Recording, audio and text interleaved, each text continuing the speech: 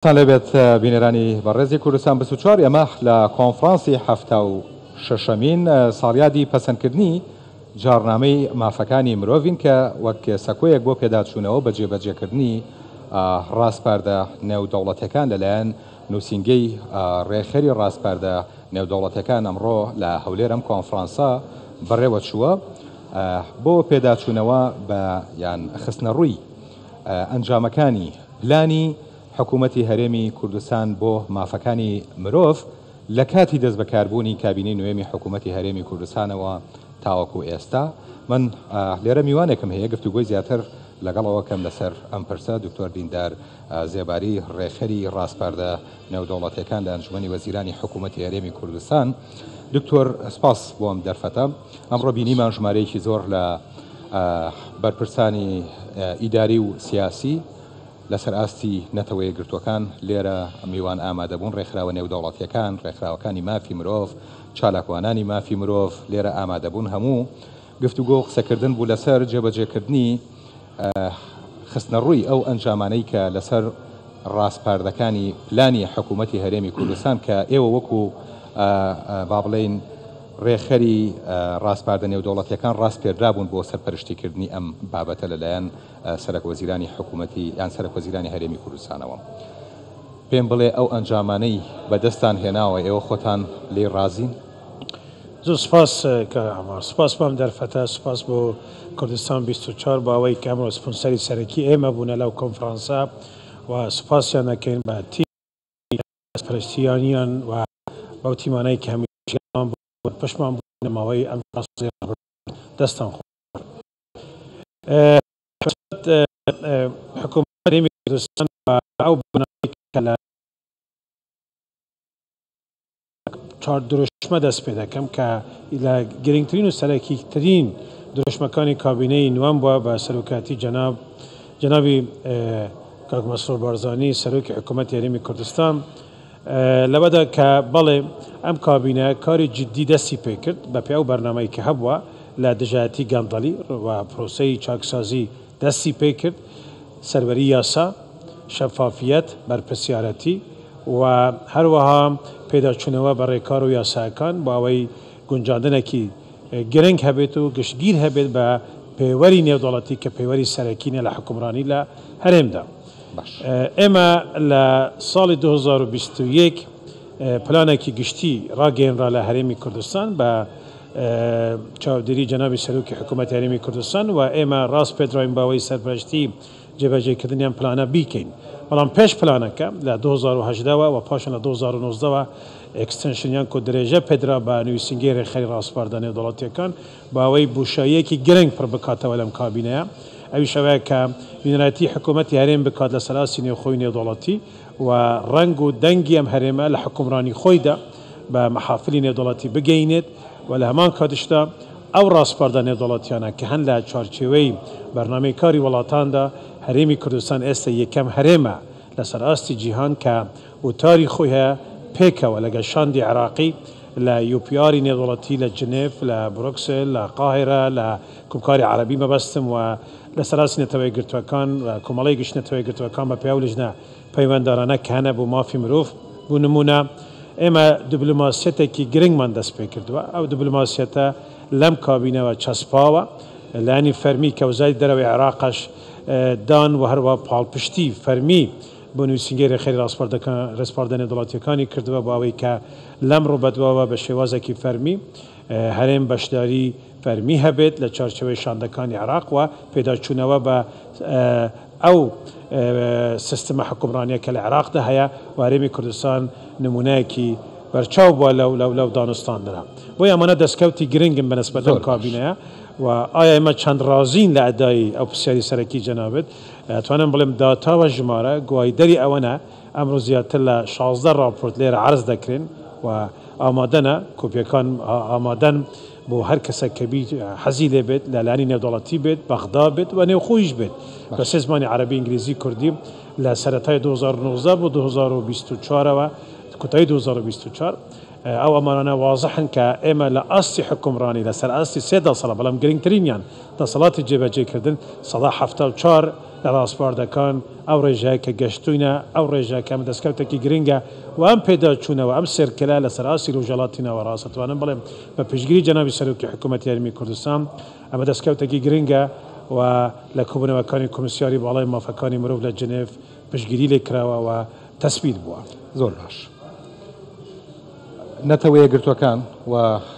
ئەو ڕێکخراوانەی مافی مرۆڤ کە چاودێری بارودۆخی مافی مرۆڤ لە وڵاتانەکەن، ئێوە یەکەم تا چەند هەماهەنگیتان هەیە لەگەڵیان و تا چەند لە نزیکەوە ئاگاداریانی ئەم کارانەی ئێوەن و چەندەش لە کارەکان ڕازنیان تێڕوانینیان چیە لەسەر؟ کامەرەزانی ئێمە بە واضح بین و شەفاف بین لێرە کێ ئەو دەسەڵاتەی هەیە لە سەراسی نێودەوڵەتی و نێوخۆیی و ئەقلیمیش کە چاودێری ڕەوشی حکومڕانی لە وڵاتاندا بیکات و ئەو پێوەرانە چین کە ئەتوانی بڵێ ئەم حکوومەتە سەرکەوتوو بووە لە ئازادیە گشتیەکان لە بەرنامەکەی خۆی کە بەرنامەی شەفافیەتە و بەرپرسیارەتی و مافی هاوڵاتی بوون. ئەمە سیستمێکی نێودەوڵەتی بۆ هەیە، ئەویش سیستمی نەتەوەی گرتوەکانە کە پێی دەگوتێت UPR Universal Periodic Report و Universal Periodic Review. ئەم پێداچوونەوە 4 ساڵ جارێکی نەتەوەی گرتوەکانە بۆ هەموو وڵاتان دەکرێت. لێرەدا عێراق وەکو کۆماری عێراق هەرێمی کوردستان بەشەکە لە ماوەی ڕابردوو دەستمان پێ کردووە. لەمەدا دەستخۆشی ئەیبینی کە لە چارچەوەی ئەو کوبوونەوەە کە دەکرێت سەراسی نێودەوڵەتی ئەمە بە فیلتەری جیاجیا تێدەپەڕێت. لەمەدا لە 27 وەری حکومڕانی لە هەرێمدا لە ئازادی ڕادەربرینەوە دەست پێ بکرێت تا دەگاتە بۆ نمونە مافی پێکاتە ئاینیەکان لەوێرێ بەداتاوە ژمارە یاسا ڕێکار و ژمارە ئەدرێت باوەی کە حکومڕانی لە هەرێمیان دەسەڵاتی تەنفیزی چۆن جێبەجێی کردووە ئەم بوارانە. لەوەدا لە UPR پێش 4 ساڵ کە دەستمان پێکرد لە UPR داهاتوو کە مانگی 2 ساڵی 2025 دەبێت بەرچاوڕوونیەکی زۆر هەیە کە دەستخۆشێکی زۆریش لە وڵاتان هەبووە لە ماوەی ڕابردوو لە ئەم 4 ساڵە و پێشتریش هەبووە باوەی کە هەرێم توانیتی خۆی بگونجێنێت لەگەڵ پەیوەرە نێودەوڵەتیەکان. لێرەدا پرۆسەی تەقیم یەکابینەی نوێم بنمونە پلانێکی تر هەبووە و ئەم پلانە کۆکراوەی UPR کۆکراوەی ڕخنەی نێودەوڵەتی بووە تێبینەکانی نێودەوڵەتی بووە بەڕێکخراوە نێودەوڵەتیەکە بە کۆهیمە ڕایسواچە ئەمنستیە خودی ئۆفیسی یونامی بووە و حتا وڵاتان وەزارەتی دەرەوەی ئەمریکا وەزاراتی تر ئەمان هەر هەمووان راپۆرتی تایبەتی خۆیان هەبووە. لەمەدا ئێمە 440 ڕاستپاردەمان کۆ کردەوە. ئەنجومەنی وەزیران لە بەغدا لە سەردەمی مستەفا کاظمی بریارێکی ئەنجومەنی وەزیرانی عێراقە کە پلانی نیشتیمانیان ڕاگەیان و 4 ساڵ لەو بریارە حکوومەت یاریمی کوردستان دەست پێشخەری بە نووسینگەی ڕێخەری ڕاستپاردە نێودەوڵەتیەکان درا کە هەرێمی کوردستان پلانی خۆی ئامادە بکات بە ڕاوێژ لەگەڵ لایەنەکان بەڵام ئەم پلانە بەشێک بیت لە پلانی نیشتیمانی بەڵام بۆی هەبێت هەرێم لە سەراسی نێوخۆی نێودەوڵەتی ئەو پێشکەوتنەکانی خۆی نەقل بکات و بەشێک بێت لەو دیپلۆماسیەتە هەمەلایەنە. زۆر باشە. هەماهەنگیتان لەگەڵ حکوومەتی عێراقا لەسەر ئەم پرسە چیە وەکو وتێ بابەتەکە لە چوارچەوەی عێراقا تەعاملی لەگەڵاکرێ بەڵام ئێوەش نوێنەرتان هەیە لە پرسەکەیە. حکوومەتی عێراقی مامەڵە و هەماهەنگی چۆنە لەگەڵ ئێوە لە هەرێمی کوردستان بۆ ئەم بابەتانی کە پەیوەستن بە مافەکانی مرۆڤ و ئەو پلانە استراتیژی کە وەکو پلانی هەرێمی ڕاتانگەیان. ماڵێ کۆنفرانسی ئەمڕۆ ئەوە بزانم نمونایەکی وازەحە باو هەماهەنگیە. ئێمە گوتاری سەرۆک کۆمارمان هەبوو، گوتاری وەزارەتی دەرەوەمان هەبوو، وەزارەتی دادی عێراقمان هەبوو، لژنەی نیشتیمانی پەیماننامە نێودەوڵەتیەکانمان هەیە لە عێراق کە ئەمڕۆ بەشدارن لێرە و چەندین وەرگانی تری سەر بە حکوومەتی ئیتیحادی. ئەمانە هەموو گواهیدەری ئەوەنە کە هەماهەنگی هەرێم بە تایبەتی حکوومەتی یاریمی کوردستان لەم بوارە زۆر بەهێزە و ئەمە تەنها بۆ ئەوە نییە لێرە و لە بەغدا پێکەوە ئەم هەماهەنگی هەیە نەخێت لەسەر ئاسی نێودەوڵەتیش ئێمە